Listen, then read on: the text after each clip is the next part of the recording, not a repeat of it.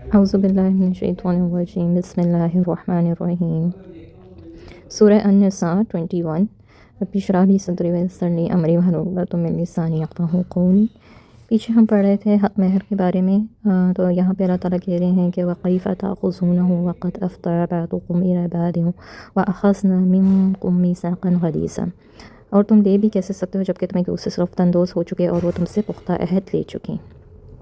یعنی جو گفٹس اور حق مہر تم نے عورتوں کو دیا وہ تم ان سے واپس نہیں لے سکتے۔ وَلَا تَنكِحُوا مَا نَكَحَ آبَاؤُكُم مِّنَ النِّسَاءِ إِلَّا مَا قَدْ سَلَفَ إِنَّهُ كَانَ فَاحِشَةً وَمَقْتًا وَسَاءَ سَبِيلًا۔ تمہاری سوتیلی مائیں بھی ماؤں کی ہی کے مقام پر ہیں، لہٰذا انہیں ورثے کا مال سمجھنا اور زبردستی ان سے نکاح کرنا، ان کے ترکے کے وارث بن بیٹھنا، یہ سب باتیں انتہائی شرمناک ہیں اور قابل مذمت بھی۔ البتہ جو نکاح اس کے حکم کے آنے سے پہلے تم کر چکے ہو وہ کل عدم قرار نہیں دیے جائیں گے، نہ ان سے پیدا شدہ اولاد حرامی تصور ہوگی۔ وراثت کے احکام بھی ان لوگوں پر لاگو ہوں گے، لیکن اس حکم کے بعد تم پر سوتیلی ماؤں سے نکاح کرنا حرام ہے، یعنی جو ہو چکا وہ ہو چکا، اب تم ایسا دوبارہ نہیں کرنا۔ حرمت علیکم امہاتکم وبناتکم واخواتکم وعماتکم وخالاتکم وبنات الاخ وبنات الاخت وامہاتکم اللاتی ارضعنکم واخواتکم من الرضاعۃ وامہات نسائکم۔ یہاں پہ رضاعت کے رشتوں کی حرمت بتائی جا رہی ہے۔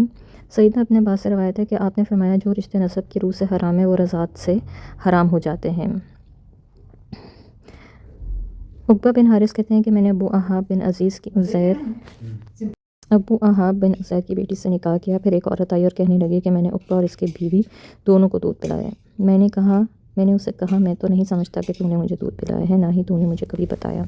پھر میں سوار ہو کے مدینہ آپ کے پاس پہنچا اور آپ سے پوچھا تو آپ نے فرمایا اب یہ نکاح کیسے رہ سکتا ہے جبکہ ایسی بات کہی گئی، چنانچہ میں نے اسے چھوڑ دیا اور کسی دوسری سے نکاح کر لیا۔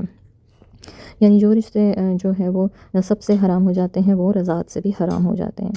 سیدہ عائشہ فرماتی ہیں کہ آپ نے فرمایا رضاعت وہی معتبر ہے جو کم سنی میں بھوک بند کرے۔ سیدہ عائشہ فرماتی ہیں کہ افلا ابو قیس کا بھائی میرا رضائی چچا تھا، وہ میرے ہاں آیا اور اندر آنے کی اجازت چاہی۔ یہ واقعہ پردے کا حکم آنے کے بعد کا ہے، لہٰذا میں نے اسے اجازت نہ دی۔ پھر جب رسول اللہ صلی اللہ علیہ وسلم آئے تو میں نے آپ سے بیان کیا، آپ نے مجھے حکم دیا کہ میں اسے اندر آنے کی اجازت دے دوں کیونکہ وہ رضائی چچا تھا۔ سیدہ عائشہ فرماتی ہیں کہ آپ نے فرمایا کہ ایک بار یا دو بار دودھ پینے سے رضاعت کی حرمت ثابت نہیں ہوتی جب تک 5 یا 10 بار جو ہے وہ دودھ نہ پی لیا جائے۔ سیدہ عائشہ فرماتی ہیں کہ قرآن میں ایک آیت اتری تھی کہ اشرۂ رضاعت معلومات یعنی 10 بار دودھ پینے سے حرمت رضاعت ثابت ہوتی ہے، پھر وہ منسوخ ہو گئی اور 5 بار کا حکم باقی رہا، اور یہی حکم آپ کی وفات تک رہا، اور اسی کے مطابق حضرت عائشہ جو ہے وہ فتویٰ دیا کرتی تھی، یعنی 5 بار دودھ پینے سے رضاعت ثابت ہو جاتی ہے۔ رہی رضاعت کی مدت جس کے اندر دودھ پینے سے رضاعت ثابت ہوتی ہے تو وہ حاملینی کاملینی یعنی 2 سال ہیں، اور ابو حنیفہ کے سوا تمام فقہا اسی کے قائل ہیں۔ البتہ امام ابو حنیفہ رضاعت کی مدت 2.5 سال قرار دیتے ہیں۔ امام ابو حنیفہ کے نزدیک ایک دفعہ دودھ پینے یا ایک خون سے بھی رضاعت ثابت ہو جاتی ہے۔ قرآن میں صرف 2 حقیقی بہنوں کا نکاح میں جمع کرنے کی ممانعت ہے، جبکہ حدیث میں پھوپھی بھتیجے اور خالہ بھانجی کو بھی جمع کرنے کی ممانعت آئی ہے۔ چنانچہ سیدنا جابر سے روایت ہے کہ آپ نے فرمایا کہ پھوپھی بھتیجی اور خالہ بھانجی کو بھی نکاح میں جمع نہ کیا جائے۔ اس آیت کی روح سے عورتوں سے نکاح کرنا جو ہے وہ حرام ہے۔ ان میں کون کون سے رشتے آتے ہیں؟ ایک مائیں، اور ان میں دادیاں نانیاں بھی شامل ہیں، بیٹیاں اور ان میں پوتیاں نواسیاں بھی شامل ہیں، بہنیں اور ان میں سکی الاتی اور اخیافی بہنیں سب شامل ہیں، پھر پھوپھیاں، پھر خالائیں، خواہ یہ سگی ہوں یا اخیافی یا الاتی ہوں، سب حرام ہیں۔ بھتیجیاں اور ان کی بیٹیاں، بھانجیاں اور ان کی بیٹیاں، اور رضائی مائیں اور رضائی بہنیں، اور رضاعت کی روح سے وہ سب رشتے حرام ہیں جو نسب کی روح سے حرام ہیں۔ پھر ساس اور سالیاں جب تک ان کی بہن نکاح میں ہو، کیونکہ ایک نکاح میں 2 بہنوں کو جمع نہیں کر سکتے۔ پھر بیٹیاں اور سوتیلی بیٹیاں۔ بہو، حقیقی بیٹے کی بہو سے نکاح حرام ہے، 2 بہنوں کو بیک وقت نکاح میں جمع کرنا حرام ہے، اس کے حکم کے بعد فوراً ایک کو طلاق دے دی جائے گی، اور اگلی آیت کے مطابق جو ہے وہ تمام شوہر والی عورتیں یعنی جو نکاح میں ہیں آلریڈی، بیویاں ہیں کسی کی، وہ بھی حرام ہیں۔ والمحصنات من النساء الا ما ملكت ايمانكم۔ موجودہ دور کے مذہب معاشرے میں فاتح قوم قیدی عورتوں سے جس طرح کھلی بے حیائی کا ارتکاب کرتی ہے، اسلامی نقطہ نظر سے یہ زنا ہے، اور جس طرح آج کل قیدی عورتوں کو ایک کیمپ میں رکھا جاتا ہے، فوجوں کو عام اجازت دی جاتی ہے کہ جس طرح چاہیں عورتوں سے زنا کرتے رہیں، یہ صرف زنا ہی نہیں بلکہ ایک وحشیانہ فعل بھی بن جاتا ہے۔ چنانچہ اسلام نے ایسی عورتوں سے تمتع پر چند پابندیاں لگائی ہیں۔ ابو سعید خدری سے روایت ہے کہ نبی اکرم صلی اللہ علیہ وسلم نے حنین کے دن ایک لشکر اوتاس کی طرف روانہ کیا۔ ان کا دشمن سے مقابلہ ہوا، مسلمانوں نے فتح پائی اور بہت سے قیدی ہاتھ آئے۔ صحابہ کرام نے ان قیدی عورتوں سے صحبت کرنے کو گناہ سمجھا کہ ان کے مشرک شوہر موجود تھے۔ اللہ تعالیٰ نے یہ آیت نازل فرمائی کہ عدت کے بعد ان لونڈیوں کو ان کے لیے حلال کر دیا۔ اس سے پتہ چلتا ہے کہ صرف اس قیدی عورت سے تمتع کیا جا سکتا ہے جو امیر لشکر دیگر اموال غنیمت کی طرح کسی مجاہد کی ملکیت میں دے دے۔ اس سے پہلے اگر کوئی شخص کسی عورت سے تمتع کرے گا تو وہ 2 گناہوں کا مرتکب ہوگا، ایک زنا کا اور دوسرا اموال غنیمت کی تقسیم سے پہلے ان میں خیانت کا۔ امیر لشکر کا کسی شوہر کو کسی عورت کو کسی کی ملکیت میں دینے کے بعد اس سے نکاح کی ضرورت نہیں رہتی، ملکیت میں دے دینا ہی کافی ہوگا اور اس کا سابقہ نکاح خود ہی ختم ہو جائے گا۔ تقسیم کے بعد ایسی عورت سے فوراً طور پر جمع نہیں کیا جا سکتا جب تک اسے کم سے کم ایک حیض نہ آ لے اور یہ معلوم نہ ہو جائے کہ وہ حاملہ ہے یا نہیں۔ اگر وہ حاملہ ہوگی تو اس کی عدت وضع حمل تک ہوگی اور اس سے پہلے اس سے جمع نہیں کیا جا سکتا۔ ایسی عورت سے صرف وہی شخص جمع کر سکتا ہے جس کی ملکیت میں وہ دے دی گئی ہو، کوئی دوسرا نہیں کر سکتا۔ اگر اس قیدی عورت سے اولاد پیدا ہو جائے تو وہ پھر اس سے فروخت نہیں کیا جا سکتا۔ اگر ایسی قیدی عورت کو اس کا مالک کسی کے نکاح میں دے دے پھر وہ اس سے دوسرے خدمات تو لے سکتا ہے لیکن صحبت نہیں کر سکتا۔ جب عورت سے مالک کی اولاد پیدا ہو جائے تو مالک کے مرنے کے بعد وہ آزاد ہو جائے گی۔ شرعی اصطلاح میں ایسی عورت کو ام ولد کہتے ہیں۔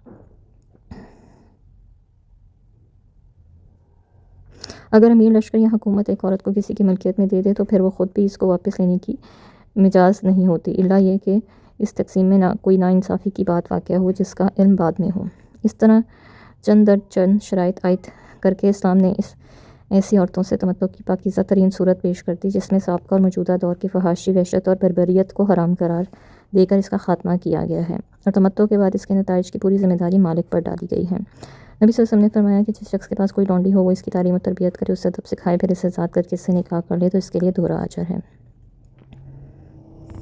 ان سب باتوں کے باوجود یہ بات یاد رکھنی چاہیے کہ لونڈیوں سے تمتع ایک رخصت ہے، حکم نہیں، اور یہ اللہ کی رحمت ہے کہ اس نے ایسی اجازت دے دی ہے، کیونکہ جہاد اور اس میں عورتوں کی گرفتاری ایسی چیز ہے جس سے مفر نہیں، اور ایسا بھی عین ممکن ہے کہ جنگ کے بعد قیدیوں کے تبادلے یا کوئی باعثت حل نہ نکل سکے، اس لیے اللہ تعالیٰ نے حرام قرار نہیں دیا۔ باقی جو آزاد عورتیں ہیں ان سے نکاح کیا جا سکتا ہے۔ نکاح کی شرائط یہ ہے کہ حق مہر ادا کرنا اور اس کی ادائیگی، الا یہ کہ بیوی اپنی مرضی سے یہ مہر یا اس کا کچھ حصہ چھوڑ دے۔ اسی طرح مرد مقرر مہر سے زیادہ بھی دے سکتا ہے۔ اعلان نکاح جیسے کہ اگلی آیت میں ہے وَلَا مُتَّخِذَاتِ أَخْدَانٍ سے واضح ہے، اور سنت سے اس کی صراحت مذکور ہے، یعنی نکاح کے کم سے کم 2 گواہ موجود ہونے چاہیے۔ وَمَن لَمْ يَسْتَطِعْ مِنْكُمْ طَوْلًا أَنْ يَنكِحَ الْمُحْصَنَاتِ الْمُؤْمِنَاتِ فَمِمَّا مَلَكَتْ أَيْمَانُكُم مِّن فَتَيَاتِكُمُ الْمُؤْمِنَاتِ۔ محسنات کا یہاں پہ معنی ہے آزاد عورتیں اور شادی شدہ عورتیں بھی، اور لا محالہ آزاد غیر شادی شدہ عورتیں ہی ہو سکتی ہیں جن سے نکاح کی اجازت دی جا رہی ہے۔ اور دوسری بار جو اسی آیت میں محسنات کا ذکر ہے تو اس کا معنی بھی لا محالہ آزاد غیر شادی شدہ عورتیں ہی لینا پڑے گا، اور چونکہ آزاد عورت غیر شادی شدہ زانیہ کی سزا 100 کوڑے ہے، لہٰذا جو منکوحہ لونڈی زنا کرے اس کی سزا غیر شادی شدہ عورت سے آدھی ہوگی، یعنی 50 کوڑے۔ اسی طرح غلام کی سزا بھی 50 کوڑے ہے، اور اگر وہ غیر شادی شدہ ہوں تو اس کی سزا تعزیر ہے، حد نہیں۔ ایک آزاد مرد اگر آزاد عورت سے شادی کے اخراجات نہیں اٹھا سکتا اور اسے یہ بھی خدشہ ہو کہ اگر نکاح نہ کرے تو جنسی آوارگی کا شکار ہو جائے گا، تو اس صورت میں اسے مومنہ لونڈی سے نکاح کر لینے کی اجازت دی گئی ہے، اور ساتھ ہی فرمایا گیا ہے کہ پھر بھی اگر تم صبر کرو تو تمہارے حق میں بہتر ہے۔ اس بہتری کی صورت اور حکمت تو اللہ ہی جانتا ہے، بظاہر تو یہی بہتری نظر آتی ہے کہ اولاد آزاد پیدا ہو گیا، اور اس کا صبر جو طریقہ رسول صلی اللہ علیہ وسلم نے بیان فرمایا ہے وہ یہ ہے کہ سیدنا عبداللہ بن مسعود کہتے ہیں کہ ہم کچھ نوجوان رسول اللہ علیہ وسلم کی خدمت میں رہا کرتے اور ہمیں شادی کرنے کا مقدور نہ تھا، تو آپ نے فرمایا اے نوجوانوں، تم میں سے جو شخص خانہ داری کی استطاعت رکھتا ہے اسے چاہیے کہ شادی کر لیں، کیونکہ نکاح سے نگاہ نیچی اور شرمگاہ بچی رہتی ہے، اور جو یہ طاقت نہ رکھتا وہ روزے رکھا کرے، اور جو اس کی شہوت کو توڑ دیں گے۔ یرید اللہ لیبین لکم ویہدیکم سنن الذین من قبلکم ویتوب علیکم واللہ علیم حکیم۔ اللہ یہ چاہتا ہے کہ تم کہ سب کچھ واضح طور پہ تمہیں بتلا دے اور ان لوگوں کے طریقے پر تمہیں چلائے جو تم سے پہلے گزر چکے ہیں، اور تم پر نظر رحمت سے متوجہ ہو، اور اللہ سب کچھ جاننے والا اور حکمت والا ہے۔